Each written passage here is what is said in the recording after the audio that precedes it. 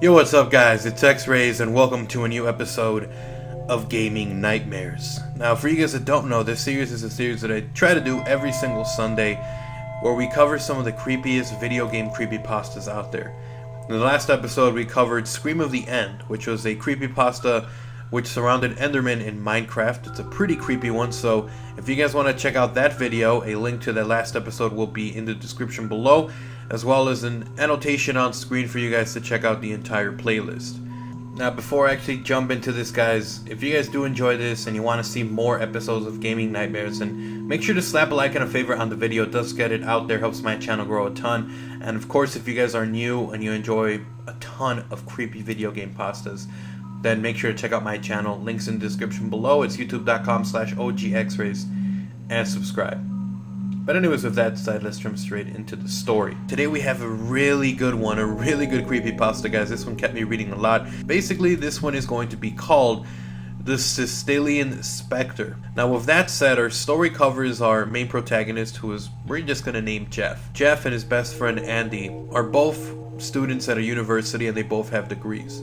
Andy has a degree in digital art design while Jeff has one in computer programming. And as they're both going through college, they have this idea for a game, which would be a four-dimensional game. Now, for you guys that don't know what four-dimensional is, they mentioned that they were trying to make it so that the game was more immersive.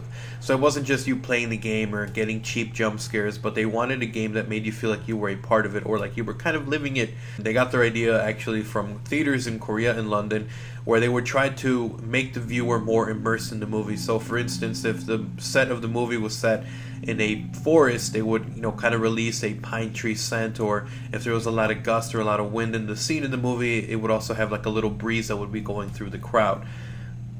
So they were trying to make it so it was more immersive, and they took this idea and they decided that they wanted to make a game, and they wanted to make a horror game because both of them were kind of avid horror game players. And they eventually got to a development company that was known as Systelien. They were the ones who eventually reached out and told them that they were interested in acquiring this game. They were going to fund them, help them out, and the only thing was that they were going to be the ones who were going to acquire this license to this game, but they would be the ones helping them out. So it was kind of like a partnership. So Systelien actually ends up helping them out, and they end up growing from a staff of just Andy and Jeff up to a big staff of over 150 people.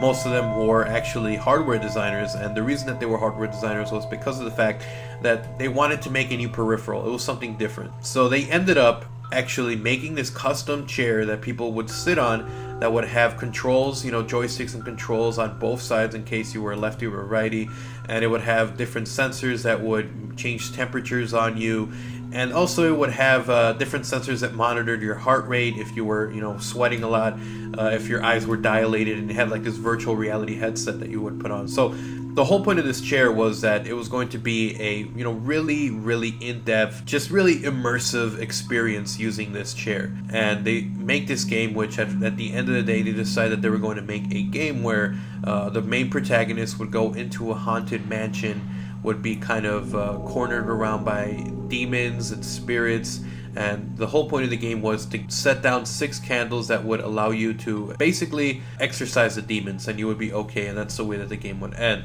And they start putting little ads on magazines, on forums, on forum posts and everything, trying to get some beta testers to try out the game. And as they're trying it out, they get a lot of people who end up coming in to try out the game, and they all have great feedback for them to tell them that it's a really immersive game. Some of them were saying that it was a really awesome game, that they had a lot of fun playing it. So a lot of people ended up posting on the forums that the game wasn't just a game anymore, that it started following them back to their houses. And eventually a 17-year-old boy came forward and started saying that he was going to sue them because he was basically clawed at while he was sitting on the chair. And so, they looked at the boy, the 17-year-old kid, and they saw that he had really deep, kind of very rugged scratches on his hand, something that you couldn't do, just from regular human clawing. And so they checked the chair, and they saw that there was nothing wrong with the chair. There was nothing poking out that could possibly scratch him. And eventually the case is actually dropped by the court because there's no evidence that proves that it happened while he was in the chair. But they continue to get these reports, even though the 17-year-old kid came forward and, a lot of people were saying that, the game it's just a game and people are freaking out, it's just mass hysteria. These guys decided that, they didn't want any more bad publicity, so they ended up not doing any more betas or not having any more beta testers, and they decided to do the rest of it in-home. So all the people who were there, they were all testing the games themselves, and Jeff actually decided that he would be the first one to try out the game. And from, the year and a half that it took to build this game, when he first tried it out, up to the point where he sat down after all of these rumors, everything felt completely different. And he started playing through the game, and eventually he got to a place in a stairwell where he's just kind of standing there looking out a window, and he says that he feels like someone's pressing against him. And at first he thought that, someone was back there, someone was behind him, and it wasn't just in the game. It felt like someone was physically there behind him, kind of pressing against his back. And so he reaches back, and he feels nothing. He just feels the chair, and he's like, oh, someone, put something in the game. They programmed it. They did something to freak me out. And so he's still there, and then he hears like a whisper. So it's a really clear whisper, a low but very clear whisper that says his name, and he gets freaked out. And again, he's like, these guys are messing with me. They programmed something into the game. And after that happens, he talks to Andy. He's like, you did this, you put this in, because there's nowhere in the game where you can put in your name. So how would the game know what my name is? How would it whisper it unless you programmed it? And then Andy's like, well, it wasn't me. I didn't do it. He's an art designer. He has nothing. He doesn't know anything about programming games. So he's like, well, it couldn't have been him then. So he gets a little bit paranoid. And after the late sessions, he decides that he needs to go home. Everyone goes home after the studio gets closed. And he goes home and he's still working on it. He's, filing a report on the experience that he had with the game. And, it starts getting dark out. It starts raining. It starts pouring. And the power goes out. And at first he's just like, still kind of freaked out about what happened with that chair. So he grabs his flashlight, he goes downstairs to the basement. He's really reluctant to do it again, after everything that happened to him. And he goes down into the basement. He goes over to the power panel, turns the emergency light back on, and it's like this red light, so he's like basically experiencing hell down there. And so he turns the power back on, and he's going back up the stairs. And as he's going up the stairs, he feels a grip on his left wrist, and he like slaps it. So he's like, he looks around, there's no one around, but he clearly felt something. So he starts rubbing his hand. He's like, oh man, it's in my head, I'm scared. And he gets really, really scared, and he actually starts running and goes to his room. He runs up to his room.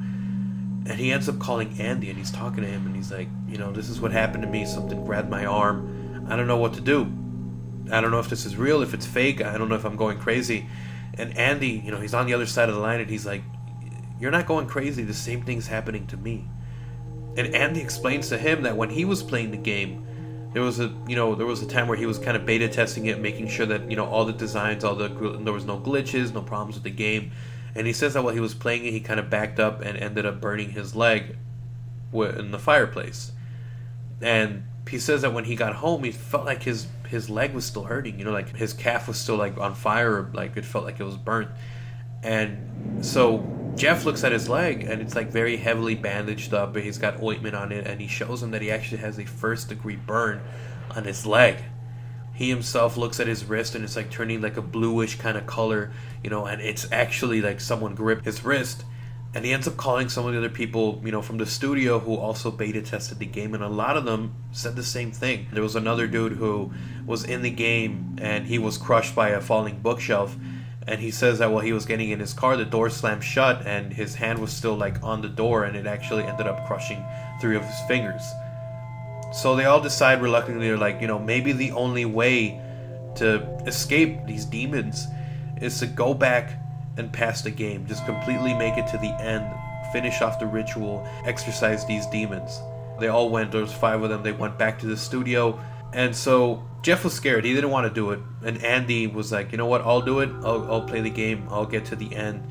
So he's strapped in, he's playing. He's about 4 hours into the game, playing it, trying to get to the end as quick as possible.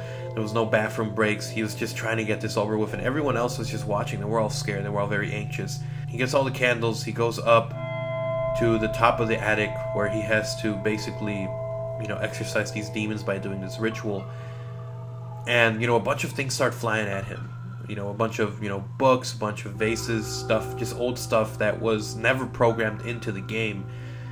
And so they start flying at him, trying to hit him, and he's, trying to avoid these and eventually trying to get these candles down. And when he finally gets the candles down, he's on the fourth one, he's lighting it up with this old lighter that he has in the game, and when he's about to do it, something actually comes and attacks him. And he starts screaming. He's in the room, strapped to his chair. He starts screaming, telling him, let him go, that something's attacking him. They run up to him, they're trying to, take him off this seat. And Jeff looks at him, and it does look like he's fighting something invisible. So finally they get him off the chair, and he's got a lot of cuts, a lot of scrapes, he's bleeding a lot. And they take him to the hospital, and they realize that he actually had some internal bleeding as well. Sadly, they weren't able to see this internal bleeding quick enough, and Andy ends up passing away. The studio gets shut down because of all the bad publicity. No one was able to explain why it happened. And Jeff leaves the company, and he's trying to start over. But that's basically the story, guys. I thought it was a really interesting one because, it does we've have gotten to that point where it's virtual reality. We got the headsets coming out, the VR headsets, and I think it's pretty cool. But, it's something that might be, who knows, even possible in the future. But anyways, guys, hopefully you guys did enjoy this episode of Gaming Nightmares. If you did, make sure to slap a like and a favorite on the video. It does get it out there, helps the channel grow a lot. And of course, if you guys are new and you enjoy a ton of scary stuff like this, then make sure to subscribe so you guys won't miss any content in the future. My channel is youtube.com/OGXRAYZ, so subscribe so you guys won't miss it. But anyways, guys, until next time, like, comment, and subscribe, and keep having nightmares.